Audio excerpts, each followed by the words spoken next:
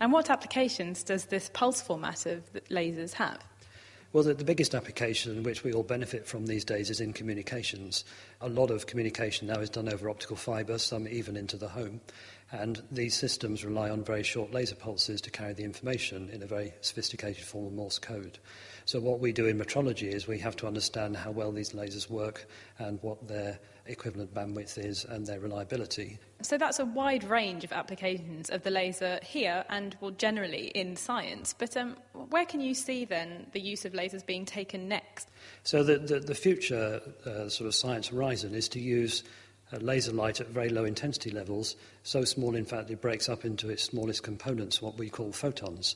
And the possibility there is you can then send single photons as pieces of information, and you can do communication in a very secure way where you send your message as a series of 1 or 0 photons. And this has great attraction because, in theory, it's an unbreakable system. When it comes to measurements, a key application of the laser is in length measurement. And with me now to explain more about this is Ben Hughes, who's the Principal Research Scientist in the Dimensional Measurements Group.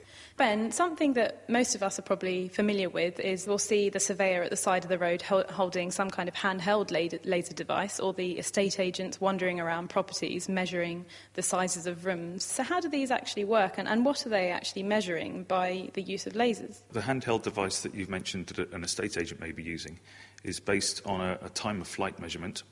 And it's based on the principle that distance equals speed times time.